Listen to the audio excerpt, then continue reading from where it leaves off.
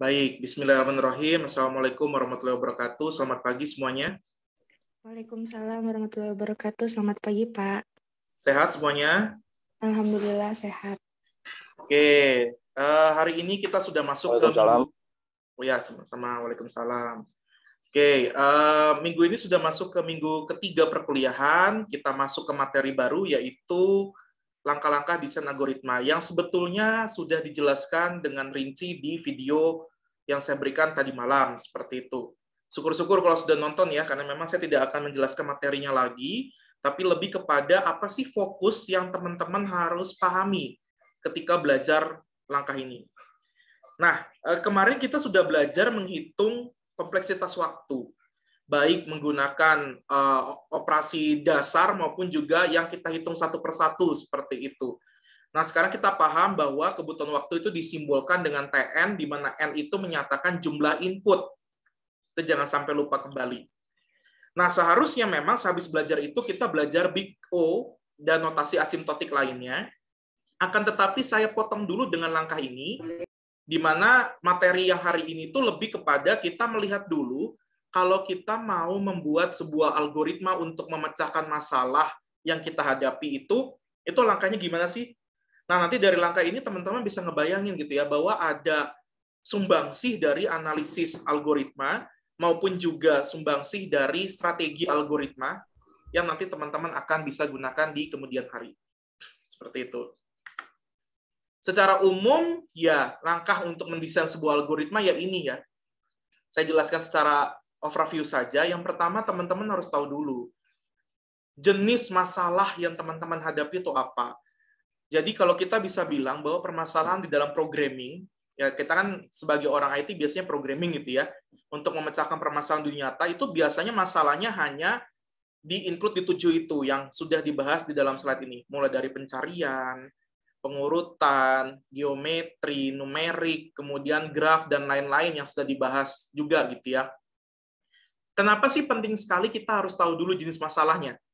Ya karena nanti masing-masing jenis masalah ini itu algoritma yang dibutuhkannya berbeda-beda gitu ya.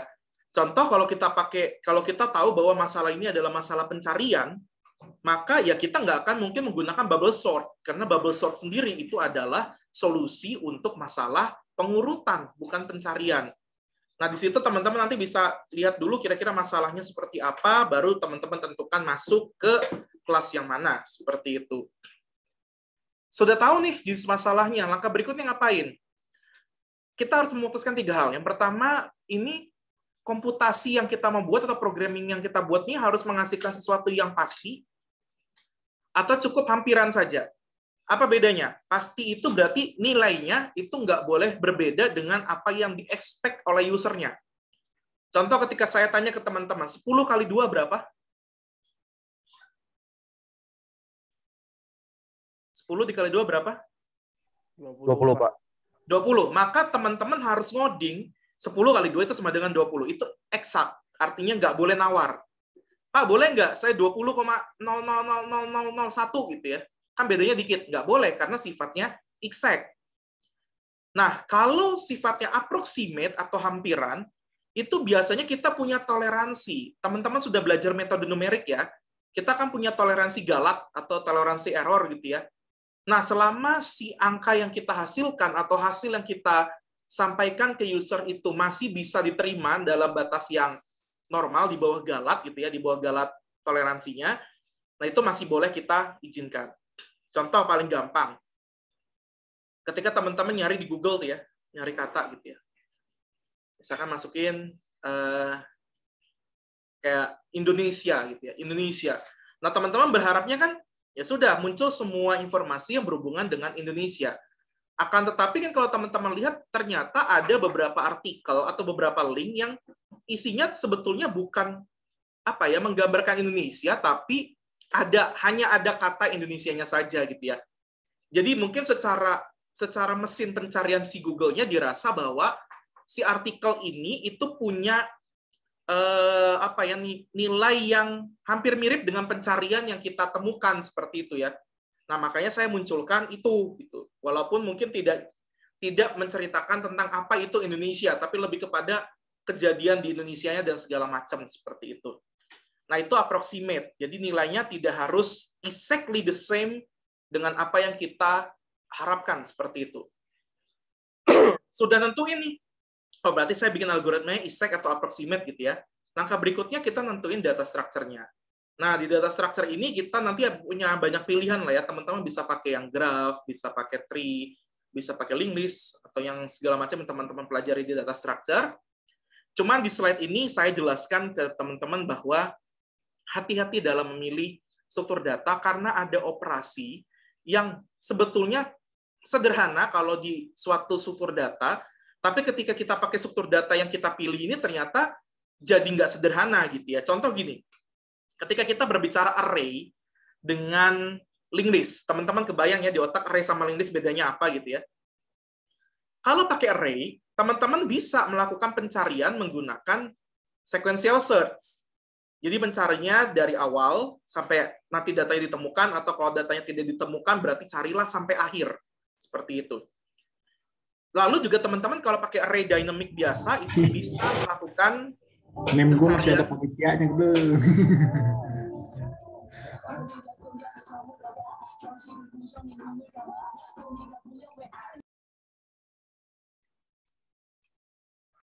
Oke, saya ulangi ya. Nanti kalau yang lagi ada kerjaan di luar udah nggak apa-apa, nggak usah gabung kelas. Takutnya terganggu juga sama kelas ini. Oke, berikutnya data structure nih kita pilih. Misalkan tadi saya bilang array dynamic ya. Kebayang ya array dengan kotak-kotaknya yang nyambung seperti itu. Saya bisa pakai sequential search untuk mencari, atau bisa pakai binary search. Saya pencarian bagi dua. Prosesnya sudah ada di gambar slide ini. Kalau Anda sudah download, ya berarti Anda sudah bisa lihat gimana mekanisme binary search seperti itu. Nah, cuman ketika kita pakai linked list itu kan nggak punya indeks. Artinya kita nggak bisa mencari titik tengahnya. Kalau kita pakai array, kita bisa cari titik tengahnya. Karena ada indeks, kita tinggal tambahin maksimum dikurangi minimum dibagi dua gitu ya, seperti itu bisa kelihatan max min ya, max plus min bagi dua gitu ya. Nah, itu bisa kelihatan titik tengahnya. Tapi kalau kita pakai linked list kan nggak punya indeks. Kalau nggak punya indeks, berarti kita nggak bisa tahu angka awalnya dan angka akhirnya seperti itu. Maka kita nggak bisa bagi dua seperti itu ya. Otomatis kalau kita pakai linked list, mau nggak mau sequential search itu lama lah istilahnya secara kebutuhan waktunya, ya mau nggak mau kita harus pakai itu karena memang nggak ada cara lain.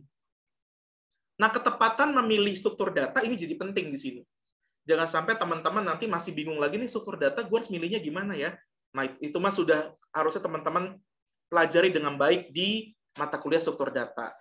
Kemudian berikutnya, nanti teman-teman akan belajar strategi algoritma di sehabis belajar analisis.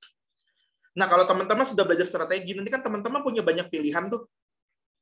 Dari pilihan brute force sampai nanti dynamic programming.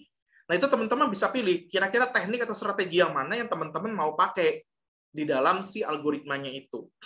Nah, tapi itu nanti ya. Karena nanti teman-teman akan paham sendiri sebetulnya ada teknik apa saja yang bisa teman-teman pakai. Nah, di langkah kedua ini udah beres semua nih. Saya sudah tentukan semua gitu ya, teman-teman juga udah yakin. Berikutnya adalah kita mendesain algoritmanya. Mendesain algoritma ini kayak kita masih bikin pseudocode-nya atau bikin flowchart-nya supaya kita kegambar alur penyelesaian masalahnya. Nah, tools-nya terserah teman-teman. Nah, di sini juga yang tadinya sudah dipilih-pilih ini tinggal dirangkai ya, tinggal dirangkai untuk bisa menjadi sebuah algoritma yang baik. Nah, namanya juga kita baru berbicara algoritma. Tentunya kita algoritma ini harus kita buktikan kebenarannya di langkah berikutnya.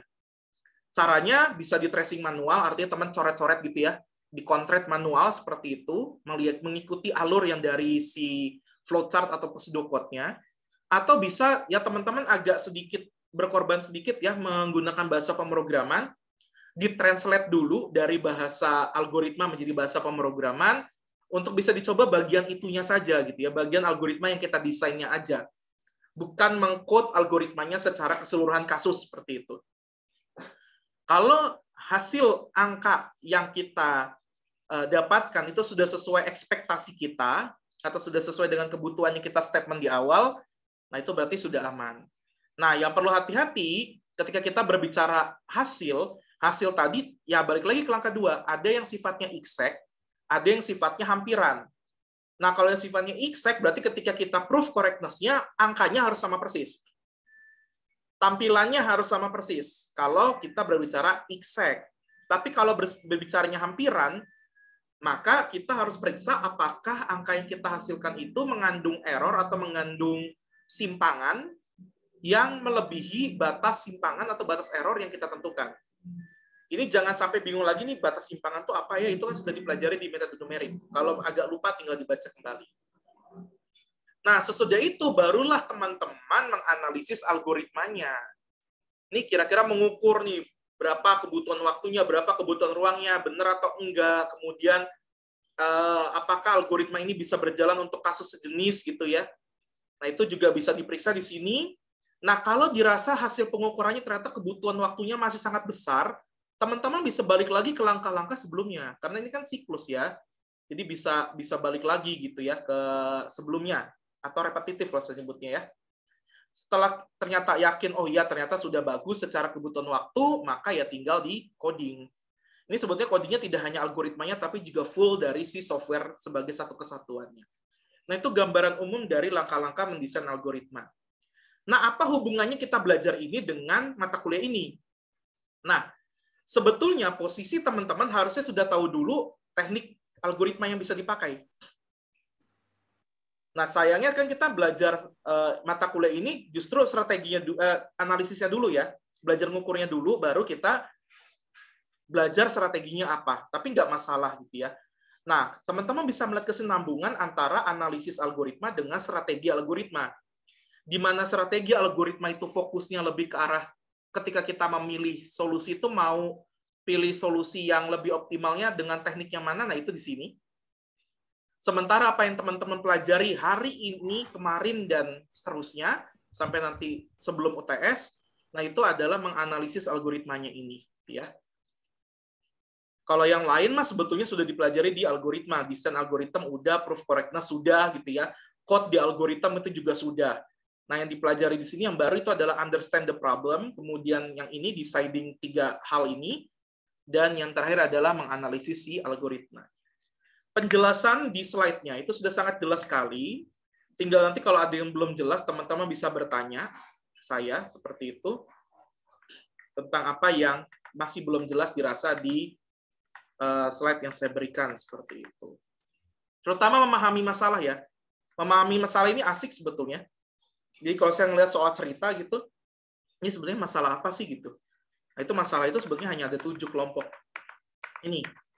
Cuman mungkin 7 kelompok ini dibikin lebih rumit. Misalkan pengurutan tapi dibungkus dengan cerita yang lebih rumit gitu ya. Nah, itu yang sering terjadi seperti itu. Terutama nanti asik tuh ketika belajar ini, kombinatorik.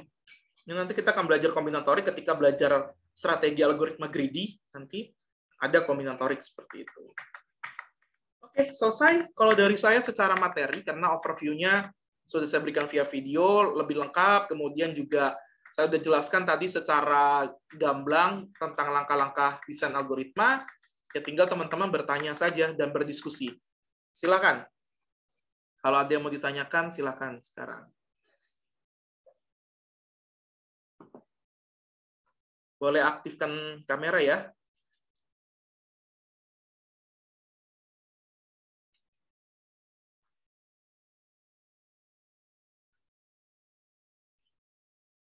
Halo.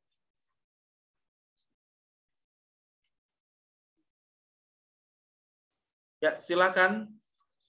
Yang mau bertanya atau berdiskusi. Sesuai perjanjian, kalau sudah masuk diskusi, kalian harus on cam.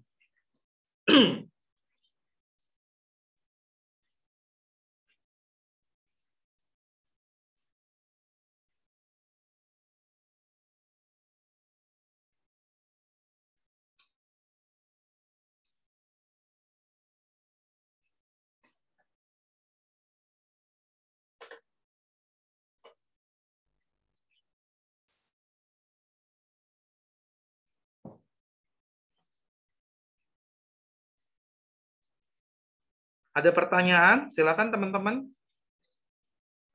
Pak, maaf Pak, saya ingin bertanya tapi bukan seputar matkul Pak. Bukan seputar pelajaran maksudnya. Bertanya apa? Ini Pak, tadi kan jadwal hari ini kan 7.50 ya Pak? Oh iya, saya lupa 7.50 harusnya ya. Iya, Pak. Tadi Iya, dapat info dari teman. saya ingatnya tuh jam 7. Masih Iya, ikut Pak. yang jadwal sebelum 50 menit. Sorry. Ya, Pak, Ya, makanya oke. dari awal Tadi tuh kenapa nggak agak ada sepi ya, yang Pak. ngasih tahu? Aku ingatnya jam 7 gitu loh. Karena masih ingat yang ke bawah budaya 45 menit. Kalau 45 menit kan dia masih mulainya jam 7 ya. Nggak ada yang mulai jam 7.50. Sorry. Saya lupa.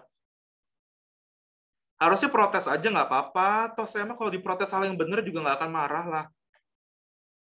Kalau kalian protes hal yang aneh-aneh baru saya marah gitu. Ini kan yang benar ya.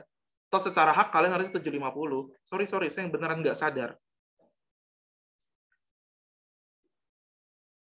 Jangan takut kalau misalkan memang benar gitu kan, tinggal bilang, Pak, bukannya kita mulai jam 7.50. Wah, itu udah selesai masalahnya. Saya tuh ngajar di hari Rabu dan di hari Kamis tuh jam 7, jadi ke bawah aja gitu loh. Saking semangatnya gitu ya. Makanya saya bilang, aduh udah telat gitu. Tadi jam 7 tuh udah, makanya saya langsung nge-blast lagi, kok yang nonton baru 9 orang gitu ya. Sementara mata kuliah mau dimulai jam 7.30 gitu. Biasanya kalau saya kuliah di Rabu dan Kamis gitu.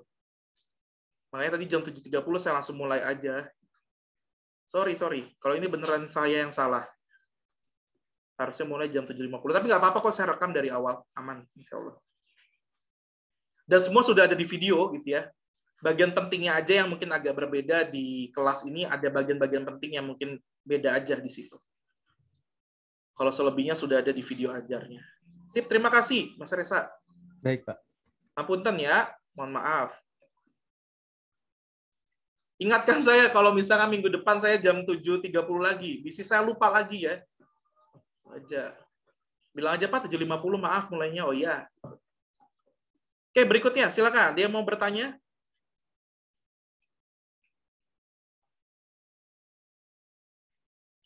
Ini peserta 24. Yang tampil cuman 12, 13, 14. Atau sekarang 23, berarti yang 10-an lagi itu kemana? Kan perjanjiannya on cam, ayo dong, fair dong. Kan kalau nggak mau on cam, ya udah nonton rekaman aja, nggak apa-apa. Saya nggak menilai daftar hadir kalian dari sana, dan juga andaikan daftar hadir saya rekap pun saya nggak peduli itu gitu ya. Karena bagi saya belajar itu bukan hanya hadir, tapi juga ikhlas menerima apa yang disampaikan oleh pengajarnya, itu yang paling penting. Percuma kalian hadir tapi kalian yang nggak ikhlas belajar, kayak tadi gitu ya, ada yang mau masuk ke Zoom-nya tapi masih jadi panitia di acara yang lain. Gas weh, kalau jadi panitia mah nanti nonton rekamannya aja gitu. Dibanding maksain belajar tapi ya gitu masih double job dengan yang lain gitu ya. Saya nggak pernah maksa kalian masuk kok. Kalau saya maksa kan saya harus mengharuskan kalian tidak boleh lebih dari 3 kali alpa izin atau sakitnya. Nah, itu mengharuskan. Ini kan saya nggak ada aturan itu. Jadi kita bermain ini aja ya, bermain fair, bermain adil bahwa saya sudah tidak memaksa kalian kuliah. Jadi tolong yang mau ikut Zoom adalah yang benar-benar bisa ikut Zoom dengan maksimal gitu loh. Jangan sampai ikut Zoom hanya karena mau dianggap hadir, enggak juga gitu, enggak ada hubungannya gitu ya. Tuh, kalau mau ayo kita diskusi yang banyak. Kalian kira-kira tidak paham bagian mananya, kemudian nanti kira-kira arah mata kuliah ini mau seperti apa, tidak harus bertanya materi hari ini saja ya. Siapa tahu ada yang sudah melihat slide saya di slide share, itu kan sudah saya bagiin semua sebetulnya. Itu boleh ditanyakan di sini. Silakan ya, teman-teman.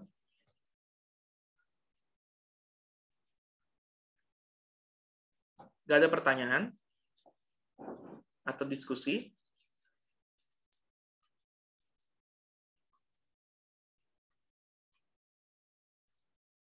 Videonya sudah ditonton. Oh, yang ada pertanyaan. Silakan. Mungkin saya mau bertanya yang di video Bapak yang value price yang bagian yang itu Pak, yang word apa itu teh? Word di al yang itu Pak, yang ada kotak-kotak yang hijau yang ya. itu. Oke, itu kan apa? Baru tadi kan nonton baru sampai situ, itu juga masih belum ngerti gitu Pak. Mungkin bisa ada yang penjelasan yang lebih apa? Mudah dipahami gitu Pak. Boleh dong. Ayo kita lihat ya. Oke, Pak. Justru itu tugas saya di sini. Kalau kalian nggak bertanya, saya nggak punya tugas lain. Yang world all perils ya, berarti yang Ya, Pak. substring. Nih. Jadi gampangnya gini, salah satu bentuk masalah di dalam algoritma itu adalah pencocokan string. Pencocokan string itu artinya saya mencari string di sekumpulan string lainnya yang tentunya lebih besar. Misalkan kamu punya artikel di WordPress nih atau di blog orang lain. Saya ingin mencari ada nggak penggalan kata itu di dalam si artikel WordPress tersebut. Nah, itu konsep namanya masalah disebut dengan pencocokan string. Nah, itu akan banyak sekali nanti masalah yang pakai pencocokan string ini sebagai inti dari masalahnya.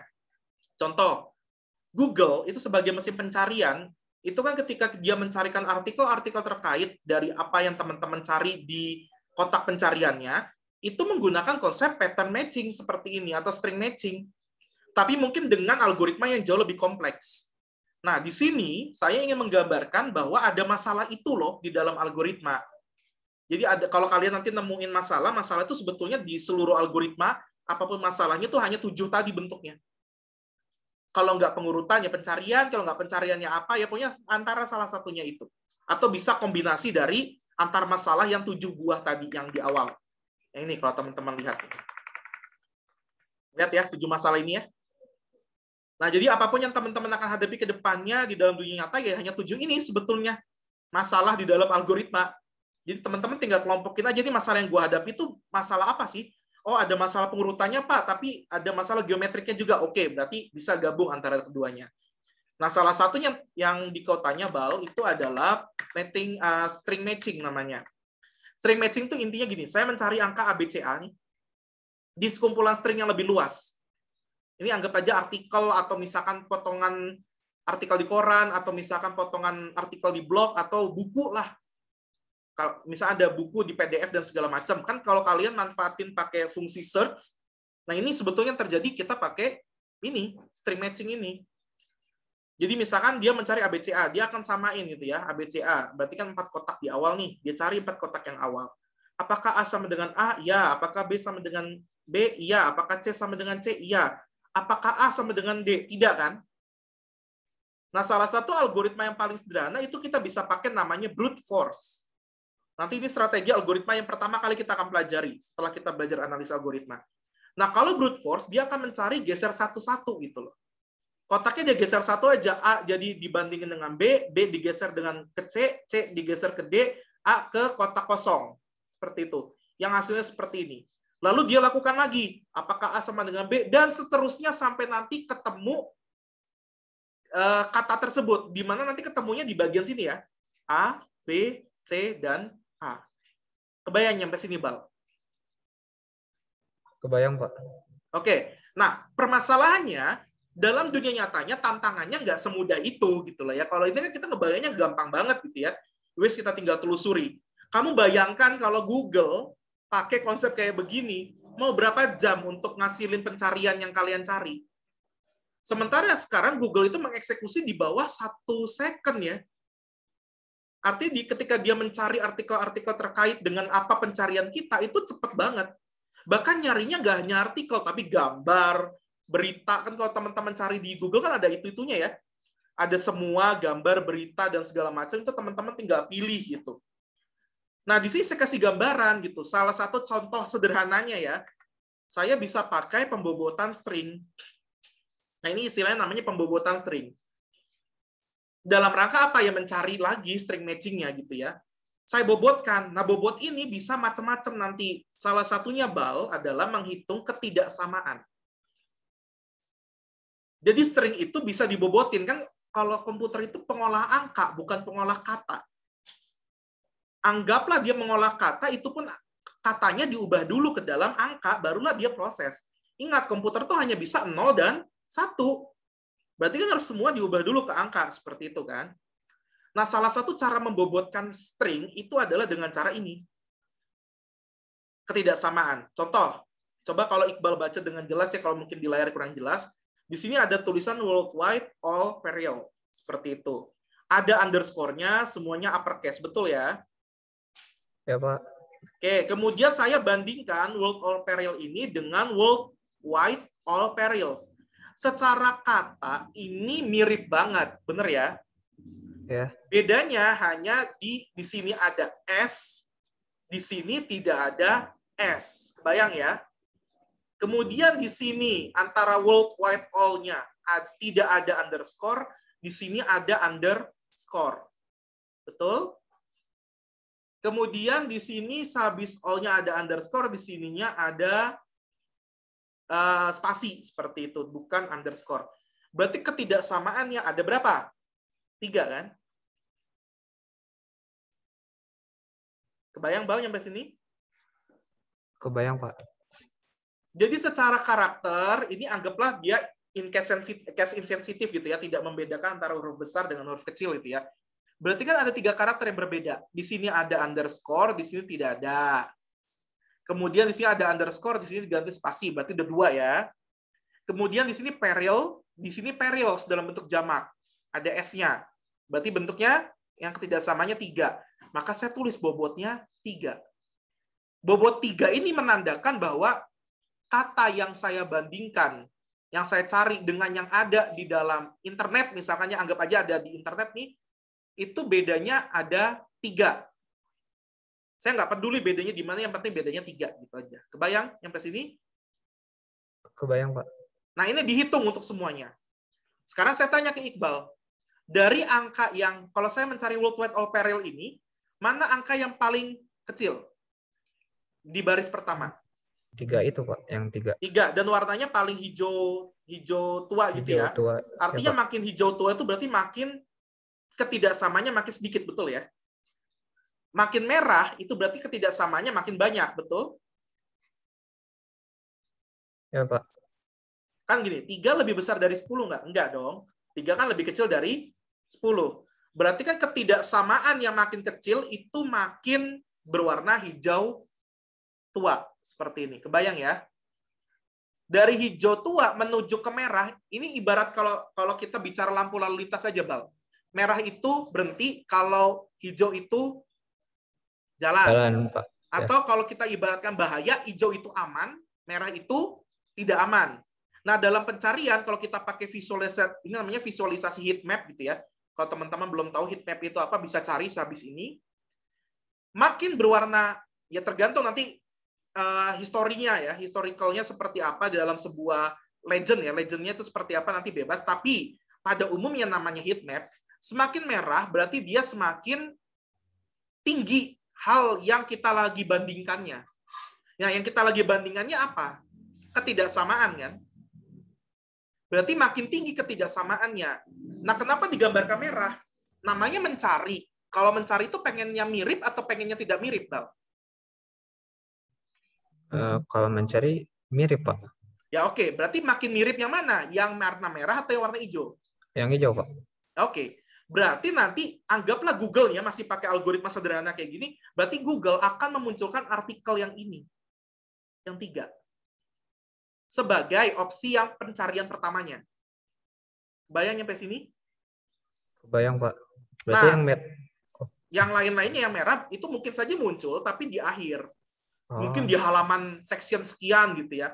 Yang muncul kedua mana? Pencarian kedua tinggal dicari bobotnya. Bobot yang keduanya mana ya? Yang lebih 9, kecil. Pak. Mana ada 9? Oh, nah ini. Ya. Berarti yang muncul di pencariannya keduanya kan kalau kita lihat Google tuh ke bawah gitu ya. Nah, itu adalah yang worldwide quake ini gitu loh. Tapi hati-hati, ini hanya awal saja dasar. Kalau Google yang nggak senaif ini ya, masa hanya melihat dari ketidaksamaan gitu. Ada bobotnya lagi gitu. Nah, nanti bobotnya dia masukin rumus, baru nanti keluar hasilnya berapa. Nah, nanti kemiripan dengan pencarian kita itu didasarkan pada nilai bobot tersebut. Jadi pencarian string itu rame gitu masalahnya. Bahkan nanti bisa jadi skripsi ini. Mungkin kalau teman-teman belajar chatbot, tahu chatbot? Pernah pakai chatbot teman-teman semuanya? Pernah, Pak. Nah, chatbot itu pakai konsep algoritma string matching sebetulnya. Salah satunya. Cuman dibungkus dalam suatu algoritma rumit yang nanti kita sebut dengan natural language processing gitu loh. NLP gitu ya. Kita mengolah teks, kita kenali ini pertanyaannya, sebetulnya pertanyaan mengarah kemana, jawabannya harus ini. Ya sebetulnya konsep dasarnya ya begini gitu ya. Cuman nanti ada lagi konsep yang lebih rumit yang membungkus mereka. Tapi awalannya ini. Kebayang semuanya teman-teman? Kebayang, Pak. Oke, sip. Udah paham sekarang Mas Iqbal? Sudah Pak, sudah paham sekarang. Oke, sip. Mantap. Yang lain silahkan, kalau ada yang mau ditanyakan. Bayangkan Google pinternya kayak gimana kan? Dia baca metadata loh dari seluruh website, kemudian dia bisa nyari dalam waktu ukuran kurang dari 1 second gitu loh. Dan artikel yang dia periksa itu jumlahnya udah bukan lagi jutaan ya.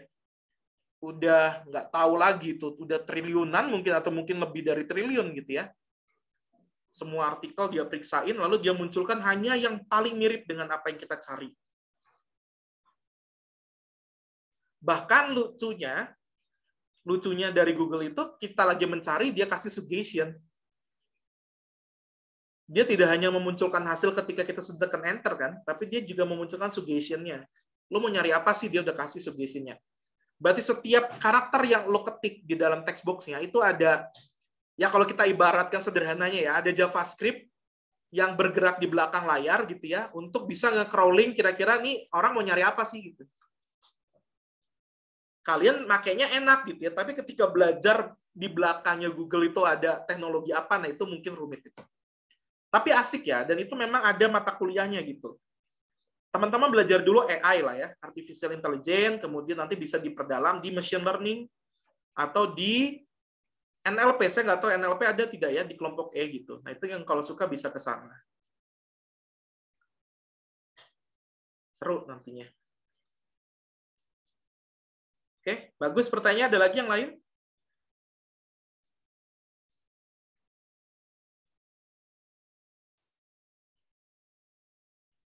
Sebetulnya kalau yang tidak nonton video saya, antara slide yang baru dengan slide yang lama itu mirip-mirip aja gitu ya. Jadi nggak ada alasan juga kalau misalnya, Bapak baru ngasih videonya tadi malam, jadi saya nggak bisa nanya apapun. Slide itu udah dari minggu lalu loh. Jadi slide yang lama itu kan teman-teman bisa pelajari dulu dan pasti bisa timbul pertanyaan dari sana. Malah yang slide lama itu nggak ada ilustrasinya ya. Malah harusnya bisa menimbulkan banyak pertanyaan gitu. Jadi agak-agak aneh kalau misalnya teman-teman tidak banyak bertanya hari ini. Ya tapi nggak masalah juga sih. Saya lebih senang, berarti kan kelasnya berakhir lebih cepat. Oke, ada lagi yang lain?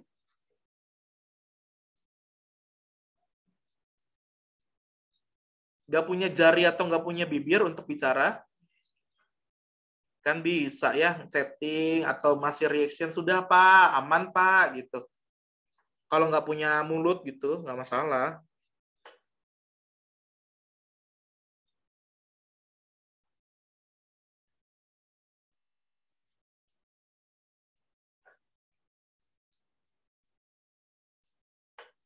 Kalian tuh kalau hari Selasa kuliahnya jam berapa? 7.50, Pak. Lalu ada lagi jam? 9.30. Lalu ada lagi jam? Sudah, Pak. Sudah. Nah, dibanding sepi kayak gini, udahlah kalian gabung siang aja. Di 12.50. Jadi kalian yang jam 7 nggak usah kuliah gitu. Nanti gabung aja sama kelas yang siang gitu. Biar rame lah. Kelas yang siang sepi, kelas yang ini sepi, wis aku lengkap penderitaan yang ngajar 2 kali, wis sepi KB. Aku tuh butuh respon kalian loh, dan ini nggak main-main. Namanya belajar bareng itu harus ada feedback. Coba kalian punya kelompok belajar gitu ya, terus kalian ngomong aja gitu, terus teman kalian tuh diam atau misalkan malah nggak tahu itu mikirin apa, kan kesel juga lama-lama.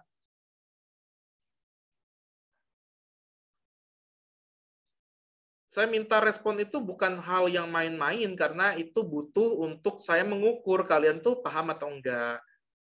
Ini dari on cam saya bisa ngelihat muka kalian tuh entah jaim banget gitu ya, ngeliatin apa gitu, meresapi juga nggak tahu, wis nggak jelas gitu. Mungkin hanya ngeliatin apa saya juga nggak tahu gitu kan. Ditanya ya diam kayak orang bisu, nanti takut-takut malaikat lewat beneran bisu kalian nanti. Atau ngetik aja nggak mau, misalnya ya paham Pak gitu kan, ada chatting. Biasanya kan kalian chatting sama teman-teman nih. Mungkin chattingnya langsung DM gitu ya. Tapi kalau ditanya, wis diem, kotak chatting kosong gitu. Itu menderita saya tuh beneran asli. Menderitanya saya nggak tahu kalian itu paham atau enggak sih. ya sebetulnya juga nggak harus menderita juga ya. Toh yang mau pinter kan kalian. Kalau kalian goblok juga kan terus dosa kalian, bukan dosa saya sebetulnya.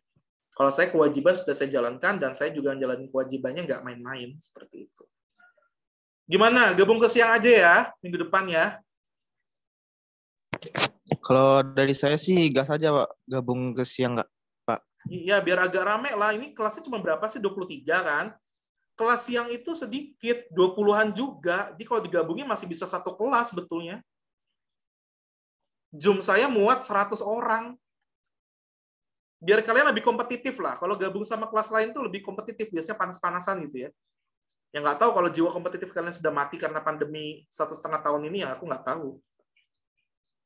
Hati-hati ya. Nanti keluar rumah kamu jadi kayak introvert gitu kan, jadi aneh. Gimana yang lain? Deal nggak? Biar saya juga nggak harus persiapan pagi-pagi gitu. Ini udah pagi-pagi, semuanya cicing KB. Wis lah, lengkap. Kalau siang tuh ibaratnya saya tuh otaknya udah seger banget gitu ya, udah mendekati puncak gitu ya, karena nanti kan turun lagi di jam 2 tuh biasanya. Kalau di jam 2 biasanya kinerja otak turun lagi gitu. Nah, itu saya nggak masalah lah kalian diem juga gitu, nggak terlalu menderita, dan saya bisa ngelihat lebih banyak orang aja. Deal? Kalau deal jempol dong. Jangan jempol, sorry, raise hand ya. Yang agak bertahan lama raise hand, sorry. Di bagian reaction ada raise hand, coba tolong raise hand. Jangan nanti ngomong di Telegram ya, udah diambil keputusan, Pak, saya nggak bisa gitu. Kenapa nggak ngomong di kelas langsung? Kan saya nanyanya di kelas. Kalau ada yang nggak setuju, silakan nulis di kolom chat aja. Pak, mau bertanya untuk kombinatorik itu bisa digunakan di mana ya, Pak? Oke, saya jelasin ya. Sidik ada, Sidik? Mana? Muncul dulu dong, Mas Sidiknya.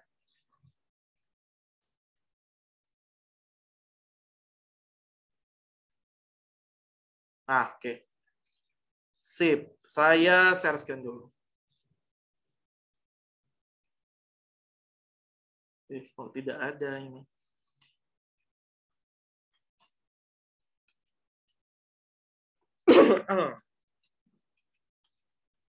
Nih ya. Kombinatorik itu biasanya ada di masalah yang sifatnya optimasi knapsack gitu loh. Knapsack itu artinya saya punya sebuah ruang, dan ruang itu punya keterbatasan apa ya? Ya entah apapun lah, keterbatasan dalam hal ini kalau di kasus ini bobot yang bisa diangkut oleh tas ini itu hanya 15 kilo. Sementara barangnya ada lebih dari 5, dan kalau 5-5-nya dimasukin cukup atau tidak, teman-teman? Enggak, Pak. Enggak, kenapa? Karena jumlahnya lebih dari 15 kilo, betul ya? Nah, berarti kan teman-teman hanya bisa pilih satu atau lebih dari item-item yang ada. Nah, cuman setiap item ternyata punya keuntungan. Ya, keuntungan ini bisa macam-macam ya. Bisa misalkan kalau teman-teman punya toko, tokonya hanya bisa nampung 10 barang gitu ya. Nah, masing-masing barang itu ternyata punya keuntungan yang beda-beda gitu. Nah, teman-teman harus bisa pilih dari 100 barang mana yang mau disajikan di toko, gampangnya gitu. Mana yang mau di-display di toko, yang lainnya di gudang gitu ya. Nah, itu kan untuk menyajikan harus menyajikan yang optimal ya, keuntungannya. Nah, dalam hal ini misalnya 12 kilo itu punya keuntungan $4 dan seterusnya. Nah, kalau saya tanya ke Mas Sidik, kira-kira dari dugaan Mas Sidik aja ya, dihitung kasar aja, nggak usah pakai algoritma macam-macam. Di tas ini Mas Sidik masukin yang benda yang mana? Yang paling besar, Pak. Yang paling besar dulu, baru yang kecil. Besar itu besar apa? Besar itu ada 2. Ada bobot, ada keuntungan. Kombinasi antara kedua itu. Berarti di antara kombinasinya bukan bicara masalah untung dan berat ya. Enggak. Untung dan berat ini 2 parameter yang berbeda, Mas Sidik. Kombinasi itu atau kombinatorik itu maksudnya item apa aja yang mau dimasukkan ke tas. Bisa aja saya masukkan ini dengan ini, betul ya? Karena jumlahnya 14 kilo, betul? Atau saya kombinasiin 12 kilo dengan 1 kilonya bisa? Bisa, Pak. Bisa. Atau 12 kilo saya kombinasikan dengan 4 bisa? Enggak, Pak. Lebih, Pak. Iya, Pak. Lebih, Pak. Kemudian 12 dengan 1 bisa?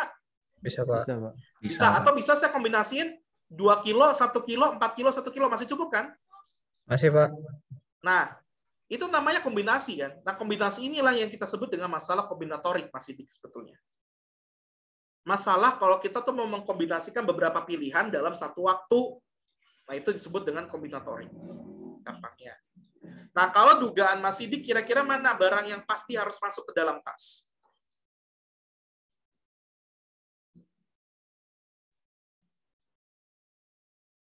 Halo, Mas Sidik masih ada? Halo, Pak. Yang Ya. 12, 2 dengan 1 itu. 12 dengan 2, 2 1. dengan 1. Ya. Oke, berarti ada 14 kilo. Betul ya? Berarti Mas Sidik, saya menduga Mas Sidik sedang mengoptimasi dari jumlah berat yang sedang mau dioptimasinya. Betul ya? Betul, Pak. Berarti Mas Sidik berusaha dalam satu kali membawa berat yang bebannya bisa muat banyak, nah itu yang diambil seperti itu. Supaya nanti misalkan balikan yang keduanya atau ngangkut yang keduanya, itu bicaranya tinggal ngangkat 1 dan 4 gitu ya. Ini Mas Sidik berarti tipe orang yang ingin susah di awal tapi pengen senang di akhir. Save the best for last gitu ya istilahnya. Mengamankan yang terbaik untuk yang terakhir.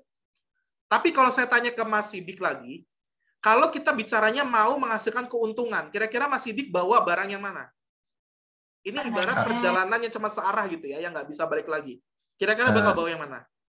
Kalau untuk menghasilkan keuntungan yang ngambil yang 4 kilo, Pak. Berarti 4 kilo dikombinasikan dengan?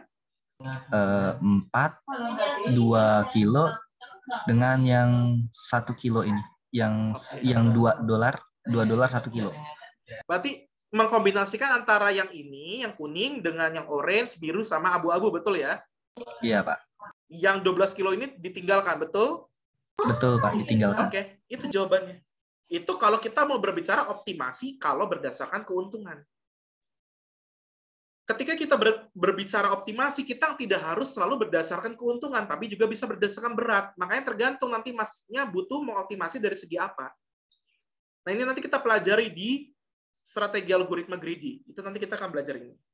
Tapi secara umum masalah kombinatorik ya kayak begitu. Kebayang ya? Nah, permasalahan berikutnya ada tantangannya, Mas.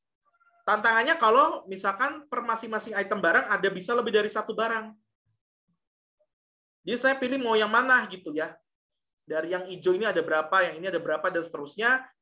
Lalu juga misalkan bisa tiba-tiba ada aturan tambahan gitu ya. Misalkan saya pengen nganterinnya 2 kali. Nah, kalau 2 kali itu berarti kan saya harus bisa misalnya mengantarkan semua barang dalam bentuk 2 kali. Nah, itu harus gimana, budgetnya gimana. Nah, itu tantangannya nanti. Seperti itu. Itu masalah kombinatorik. Bisa dipahami sampai sini? Bisa, Pak. Oke, silakan kalau masih ada yang bingung boleh bertanya lagi.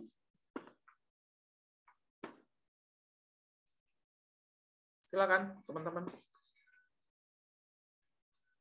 Berarti bisa semua ya ke jam 12.50? Bisa, Pak. Bisa, Pak. Oke, nggak ada yang ngamuk-ngamuk ya? Nanti waduh si Bapak ngerubah jadwal gitu. Pak, izin bertanya, itu jam 12 pas ya, Pak? 12.50. Oh, jam 12.50 bisa berarti. Ya, oke, jam 12.50. Nggak tahu gue juga jadwal jadi aneh gini semenjak 50 menit ya. Biasanya tuh aku ngajar jam 1, ini jadi jam 12.50. Kan biasanya jam 1 ya. Nggak ada tuh yang jam 12.50 kelas. Ada juga kalau mau jam 12.30. Ini tiba-tiba jam 12.50. Terus kelas mulainya jam 7.50. Aneh loh buat saya, sumpah. Saya ngajar udah berapa? 13 atau 14 tahun gitu. Baru ngerasain jam tuh yang kayak gini gitu. Makanya itu kebawa budaya belasan tahun, ya saya ngajari jam 7.30 gitu ya. Karena biasanya kalau saya dapat kelas jam 7, saya mulainya jam 7.30. Saya nggak pernah mulai jam 7. Nah, sorry, makanya tadi itu kebawa suasana aja. Ini udah style libur kaliannya kayaknya ya. Tapi sayangnya ditunda sama pemerintah. Di hold liburnya besok. Kalau self-reflection aman sampai sini. Ada yang merasa kesulitan di self-reflection-nya. Ya walaupun sekali lagi nggak dinilai, tapi saya boleh loh kalian bertanya perihal itu, boleh ya. Pak, kira-kira kalau jawaban saya begini benar atau enggak gitu. Saya tidak akan nilai juga gitu. Aman semuanya? Ini Pak, saya mau bertanya tadi kan ketinggalan masuknya. Terus saya mau bertanya terkait konveks hal ini Pak, yang titik-titik itu loh Pak. Oh, convex hole. Convex hole itu Iya. intinya gini. Saya harus bisa bikin poligon yang merangkum seluruh titik di dalamnya. Jadi contoh gini. Ini permasalahan geometrik ya. Harusnya saya tidak terlalu masuk ke sana, cuma nggak masalah lah. Nanti yang lebih dekat ke informatik yang ini, Mas. Yang banyak kepakainya yang ini sebetulnya. Nah, cuman convex hole ini salah satu masalah geometri. Saya harus bisa bikin poligon. Poligon itu berarti menghubungkan titik dengan titik sampai ngebentuk kurva tertutup. Masih paham ya kurva tertutup ya, Mas ya? Nah, ini pelajaran SMA tuh. Iya, Pak. Nah, itu harus membuat kurva tertutup untuk merangkum seluruh titik gitu. Jadi seluruh titik itu ada di dalam si kurva tertutup itu. Nah, itu permasalahan convex hole. Kebayang ya, Bas, ini? Ya, Pak, kebayang, Pak.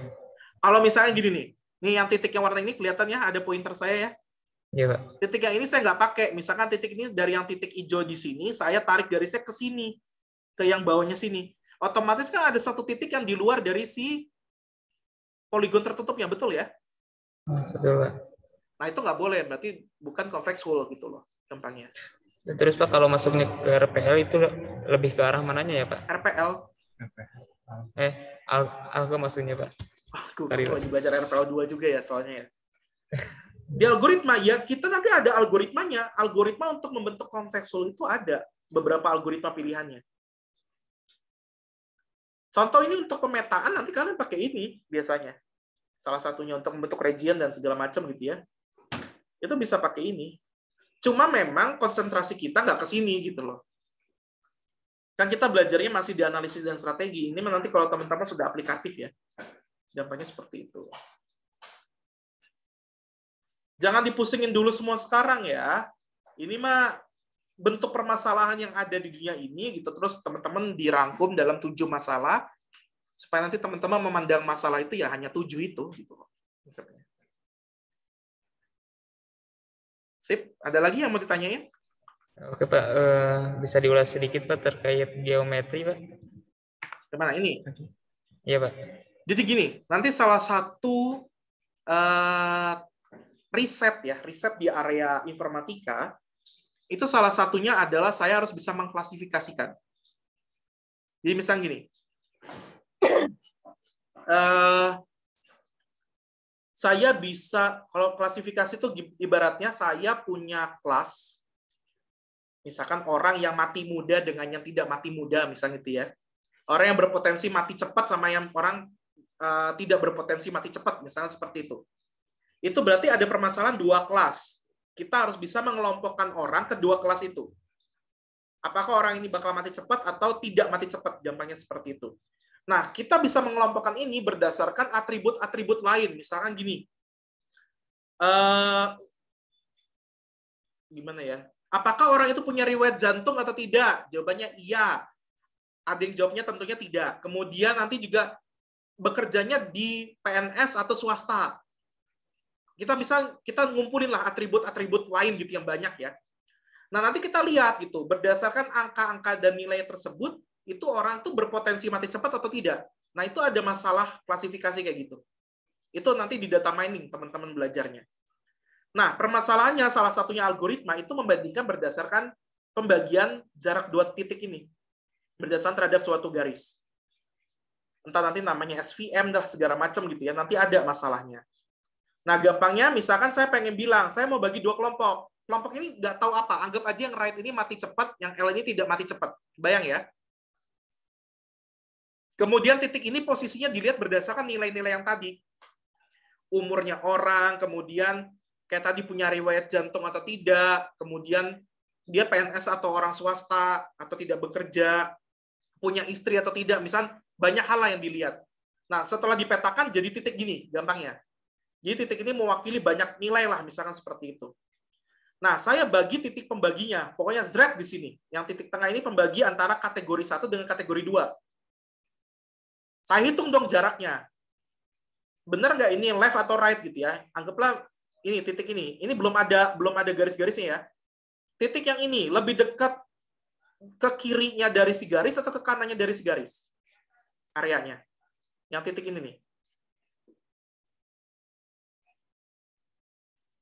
Halo? Ke kiri, Jauh. Pak. Ya, dekat, maksudnya gini, bukan dekat. Areanya masuk ke area sebelah kiri garis atau sebelah kanan garis? Sebelah kiri, Pak. Sebelah kiri, betul ya? Berarti kita bisa nyatakan bahwa yang titik ini adalah termasuk kategori kiri. Kiri tadi apa? Cepat mati. Tidak cepat mati ya. Nah, berarti tidak cepat mati, gampangnya gitu. Nah, permasalahannya adalah titik-titik di area garis. Yang jaraknya itu mungkin saja bisa masih bisa bergeser nih garisnya nih. Jadi si garis ini punya rentang gitu ya, dia bisa geser ke kiri, bisa geser ke kanan. Jadi untuk membagi kelompoknya biar pas gitu, itu nanti ada rumusnya gitu ya, ada rumus geometrinya gitu. Nah, ketika kita salah membagi, misalnya kayak gini, nah ini ada orang-orang yang nyasar, yang ini harusnya mati cepat, ternyata dia karena garisnya ditentuin di sini, jadinya dia dianggap tidak mati cepat. Padahal kenyataannya dia mati cepat gitu ya. Nah, ini bisa digeser garisnya. Nah, ketika pergeseran garis ini kan dia pakai geometri. Itu permasalahannya. Kan kalian nanya ya, ini kapan digunakannya gitu di informatika. Nah, itu saya jawabnya. Kalau geometrinya matematik aja biasa gitu cara menghitungnya. Cuma diaplikasikannya begitu. Jadi asik ya kalau kita belajar matematika dan kita tahu matematika itu buat apa, kita akan asik nanti belajarnya seperti itu. Nah, matematika bisa untuk hal semacam itu, gampangnya. Kebayang sampai sini? Kebayang, Pak. Oke. Nah, belajar menggeser garis gitu ya di rentang tertentu, garisnya linear atau non linear, kan garis itu nggak hanya lurus doang ya. Ada yang lengkung-lengkung, ada yang parabolik. Kalau misalnya kita pakai kuadrat kan parabolik ya bentuknya ya. Masih ingat ya? Lalu ada geometri yang sifatnya sin cos tangen. Garis sin tuh kayak gimana kurvanya. Nah, itu dipelajari nanti di data mining, di machine learning, di AI itu belajar itu sebetulnya. Jadi kalian akan terjawab pertanyaan dulu, gue belajar sin cos tangen tuh buat apa? Nah, itu salah satunya buat ini. Jadi mulai berbahagialah kalian yang dulu belajar matematikanya benar, itu pasti, wah akhirnya aku merasakan matematikaku dulu susah payah ternyata buat ini gitu ya. Ya matematika itu kan belajar ngitung dulu. Kalau sudah belajar ngitung tuh belum belajar aplikatif gitu ya. Jangan langsung mau aplikatif tapi nggak bisa ngitung. Gampangnya gitu. Oke, sip, bisa dipahami? Bisa, Pak. Oke, ada lagi pertanyaannya? Bagus, mantap. Silakan bertanya sebanyak mungkin kalau mau.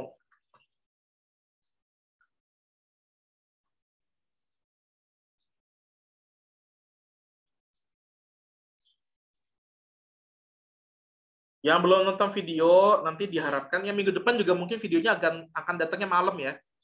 Ya saya bisa buat video tuh kalau udah di rumah, kalau di kantor tuh saya nggak bisa buat video. Karena apa? Banyak orang. Apalagi kan sekarang mahasiswa udah mulai masuk tuh.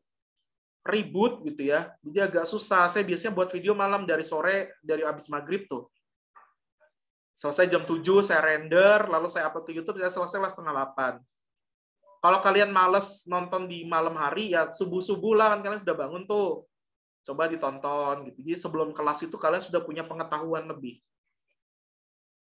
Dan video itu kan saya tidak janjiin di awal ya. Saya hanya janjiin materi dibuka di awal, dan saya sudah berikan materi itu dari seminggu yang lalu. Jadi just in case teman-teman nggak nonton video pun juga baca slide yang lama, harusnya udah dapat itu. Ya tinggal teman-temannya ikhlas belajar atau enggak. Belajar. Oke, ada pertanyaan lagi sebelum saya tutup? Secara persentase, 60% bisa nangkep apa yang saya sampaikan? Bisa, Pak.